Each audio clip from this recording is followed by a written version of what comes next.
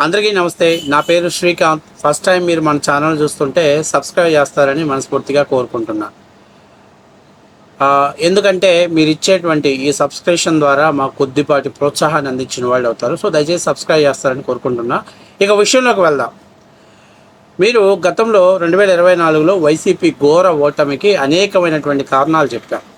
అయితే వాళ్ళు ఏం చెప్తారంటే, లేదు మా అన్న నెంబర్ వన్గా పర్ఫార్మెన్స్ చేశాడు, మా అన్న అన్ని పథకాలు ఇచ్చేశాడు, బటన్లు నొక్కాడు, అన్నీ చేశాడు, కేవలం ఈవీఎంల తేడాతోటి మాత్రమే ఆంధ్రప్రదేశ్లో వైసీపీ ఓడిపోయింది అని చెప్పారు.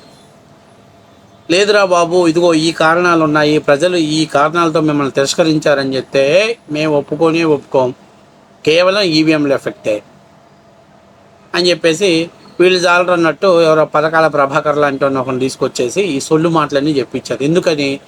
మరీ 11 సీట్లకి ఘోర పరాజయం చెందామంటే లైఫ్లో ఇంకా మళ్ళీ పార్టీ పుంజుకోదు అనేటువంటి భయం వైసీపీ నాయకుల్లో ఉంది. కాబట్టి వాళ్ళు ఎందుకు ఓడిపోయామో అనే దాని మీద ఆత్మవిమర్శ చేసుకోకుండా ఈవీఎంల మీద నెపం నెట్టేసి కాలక్షేపం చేస్తున్నారు.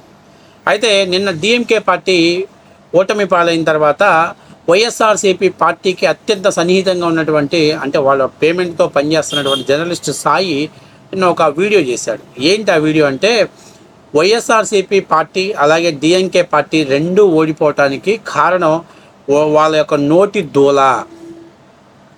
నాయకులు ఇష్టాసారంగా రెచ్చిపోతున్నా, కార్యకర్తలు ఇష్టాసారంగా రెచ్చిపోతున్నా వాళ్ళని కంట్రోల్ చేయలేకపోవటమే. అందుకే ఈ రెండు పార్టీలు ఓడిపోవటానికి ప్రధానమైన కారణం అని చెప్పాడు. ఇక ఆంధ్రప్రదేశ్ విషయానికి వస్తే మన సాయి చాలా రోజుల తర్వాత పాపం బహుశా పేమెంట్ ఇవ్వలేదో ఏ కారణం నాకు తెలియదు, కానీ మనోడు అద్భుతమైనటువంటి విశ్లేషణ చేశాడు. చంద్రబాబు నాయుడు గారు అంటే ఒక రాష్ట్ర మాజీ ముఖ్యమంత్రి గారి ఇంటి మీదకు దాడి చేస్తే అలాంటి వ్యక్తిని పార్టీ నుంచి సస్పెండ్ చేయాల్సింది భావించి అసలు వారికి మంత్రి పదవి ఇచ్చారంటే దాన్ని బట్టే ప్రజలు ఏం ఆలోచించారు, వాళ్ళ ప్రజల మైండ్ సెట్ ఎలా మార్చుకున్నారో ఒకసారి ఆలోచన చేసుకోవాలి. అంతేకాకుండా ముఖ్యమంత్రి హోదాలో ఉన్న జగన్మోహన్ రెడ్డి ఎవరైనా ప్రజావేదికని కూలుస్తారా? ప్రజల డబ్బుతో కట్టినటువంటి ప్రజావేదికని కూలుస్తారా? చంద్రబాబు నాయుడు మీద కక్ష ఉంటూ చంద్రబాబు నాయుడు సంస్థల మీద దాడి చేయాలి, చంద్రబాబు నాయుడు ఆస్తులు ధ్వంసం చేయాలి, చంద్రబాబు నాయుడిని ఇబ్బంది పెట్టాలి. అంతేగాని ప్రజల డబ్బుతో ఏర్పాటు చేసినటువంటి ప్రజా వేదికను ఎవరైనా కూలుస్తారా? అది కూల్చడం అనేది జగన్ ప్రభుత్వానికి పతనం అవడానికి తొలి అడుగు నాంది అక్కడే పడిందని చెప్పాడు. ఇంకా అంతేకాకుండా సాయి చెప్పినట్టు వైసీపీ నాయకుల అరాచకాలని కట్టడి చేయడంలో జగన్మోహన్ రెడ్డి ఫెయిల్ అయ్యాడు, ఒక డమ్మీ క్యాండిడేట్గా మిగిలిపోయాడు. ఆయన సంపాదన ఏదో ఆయన దోచుకోవటాలేదో ఆయన చూసుకున్నాడు తప్పనిచ్చి, నేనేదో సంక్షేమం చేస్తున్నా, నేనేదో ప్రజలకు బటన్ నొక్కుతున్నా, ప్రజల అకౌంట్లో డబ్బులు పడుతున్నాయి, ప్రజలు హ్యాపీగా ఉన్నారు అనుకుంటున్నాడు తప్పనిచ్చి మన కార్యకర్తలు నాయకులు క్షేత్రస్థాయిలో ఎలా చేస్తున్నారనేటువంటి దాని మీద రివ్యూ నిర్వహించుకోవడంలో ప్రభుత్వం అంటే జగన్మోహన్ రెడ్డి అలాగే అప్పుడు వైసీపీ ప్రభుత్వం వైఫల్యం చెందిందని చెప్పాడు. వాస్తవ విషయమే. చంద్రబాబు నాయుడు గారు ఇంటి మీద దాడి చేసినోడికి మంత్రి పదవి ఇచ్చాడు.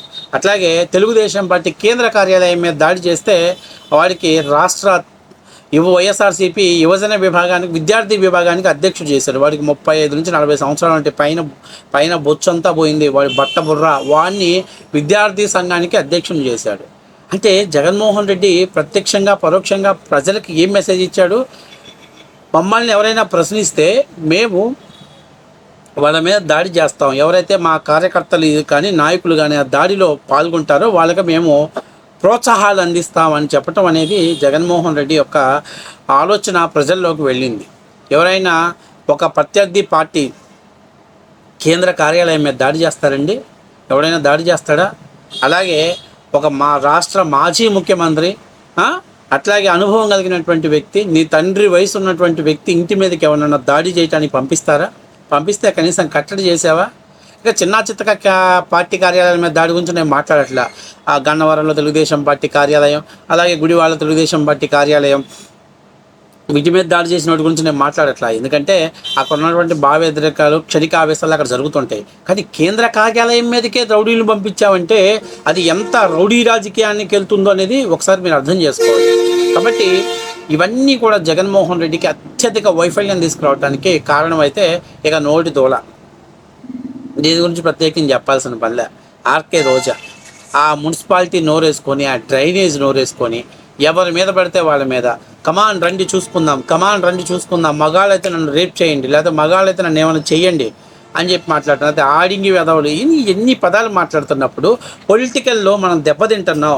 ఒక మహిళ చేత ఇంత జుబుత్సాకరమైనటువంటి భాషని మనం ప్రయోగిస్తున్నాం. ఇది క్షేత్రస్థాయిలో దెబ్బతింటుంది అనేటువంటి ఆలోచన లేదండి. ఆ కొడాలి నాని వాడమ్మ మొగుడు ఈడమ్మ మొగుడు, వాడమ్మ మొగుడు ఈడమ్మ మొగుడు, ఖర్జూరపు నాయుడు. వీడి దరిద్రం ఎంతవరకు వచ్చిందంటే చివరికి ఆంజనేయ స్వామి చెయ్యిరిగిపోతే వచ్చిన నష్టం ఏంటంటే మనుషుల మీద ప్రయోగించినటువంటి వీడి బూతులు చివరికి దేవుళ్ళ మీద కూడా ప్రయోగించే స్థాయిలోకి వచ్చింది. పోనీ ఎప్పుడైనా కట్టడి చేశాడా? కనీసం పార్టీ నుంచి బయట పెట్టాడా కొడాలి నానిని? బహుశా వాడిని చేయకపోగా నాకు అత్యంత ఆప్తమిత్రుడు మా కొడాలి నాని అన్నాడు. ఇక వల్లభనేని వంశీ అది అక్రమ సంసారం అయినా కూడా వాడిని వెనకేసుకుంటూ వచ్చారు. 2024లో సీట్ ఇచ్చారు. అంటే అప్పుడు దాకా ఎప్పుడైతే అతనికి సీట్ ఇచ్చారో అప్పుడు అందరికి అర్థమైంది ఏంటంటే ఓహో వీళ్ళ వెనకాల ఉంది వల్లభనేని వంశీ, వీళ్ళందరూ వెనకాల ఉంది జగన్మోహన్ రెడ్డి అండ్ టీమ్ కో. కాబట్టి ఇంత దారుణమైనటువంటి అరాచకాలు చేస్తే జగన్మోహన్ రెడ్డి వంటి కంట్రోల్ చేయలేకపోయాడు. ఇదే వైసీపీకి అతి పెద్ద ఫెయిల్యూర్ కారణం.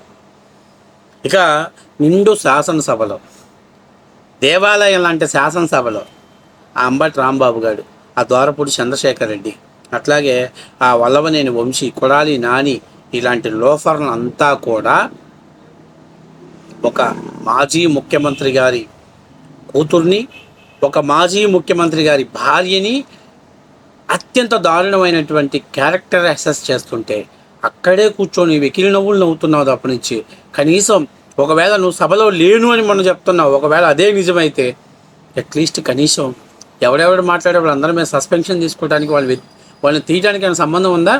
నువ్వు సైలెంట్గా ఎప్పుడైతే ఉన్నావో ప్రజలు జగన్మోహన్ రెడ్డి ఆఫీస్ నుంచి వచ్చిన వాళ్ళ స్క్రిప్టుని అసెంబ్లీలో అమలు చేశారు అనేది ప్రజలు నిర్ణయం తీసుకున్నారు. ఇన్ని తప్పులు ఇంకా బిఎం మసూదన్ రెడ్డి, అట్లాగే ఆ సీదిరి అప్పలరాజు, ఇంకా ద్వారపూడి చంద్రశేఖర్ రెడ్డి ఇలాంటి గొట్టంగాలందరినీ పక్కన పెట్టాయి.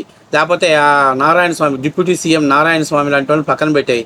ఇలాంటి వాళ్ళందరూ కూడా అత్యంత జుబుత్సాకరమైనటువంటి భాషను ప్రయోగించి ప్రత్యర్థి పార్టీ నాయకుడిని నోరు మూయించడం కోసం ఇక సోషల్ మీడియాలో చెప్పాల్సి వస్తే బోరుగడ్డ అనిలు, అట్లాగే శ్రీరెడ్డి, అలాగే గుర్రం దేవేందర్ రెడ్డి, ఇంకా చెప్పుకుంటా పోతే కొంతమంది సన్నాసులు సాక్షాత్తు జగన్మోహన్ రెడ్డి గారు సొంత చెల్లెల మీద సోషల్ మీడియాలో పోస్టులు పెట్టి జుబుత్సాకరంగా ఆమె క్యారెక్టర్ అసెస్ చేస్తూ నీచాతి నీచంగా వ్యవహరిస్తుంటే ఒక బూతు సామ్రాజ్యాన్ని సృష్టించారు వైసీపీ వాళ్ళు.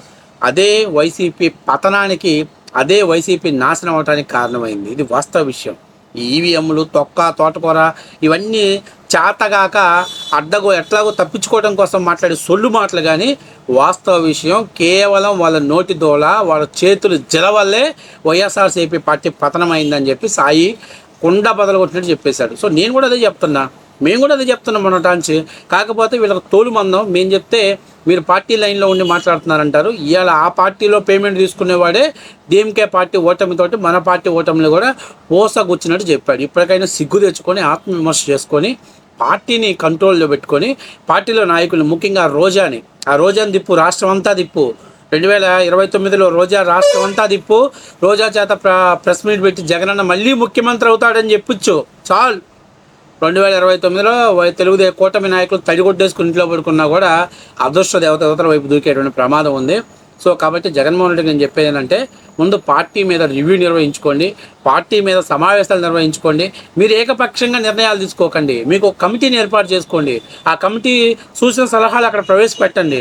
కమిటీ అంటే ఆ కమిటీ చేశారు అంబటి రాంబాబుని, గోరెంట్ల మాధవ్ని, మర్చిపోయినాయో ఈ కూడా పెద్ద పేరు తెచ్చింది. అంబటి రాంబాబు, గోరెంట్ల మాధవ్, తర్వాత ఎమ్మెల్సీ అనంతబాబు, విజయసాయిరెడ్డి.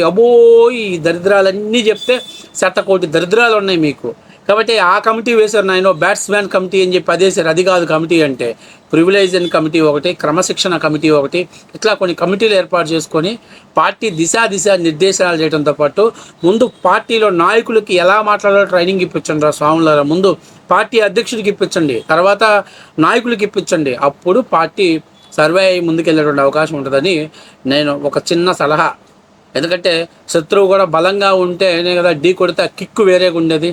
వాళ్ళ ప్రజాక్షేత్రంలో బలహీన పడిపోయిన వాళ్ళని మనం ఢీ కొడితే ఏమొస్తుందని చిన్న సలహా చేస్తున్నాం మీకు.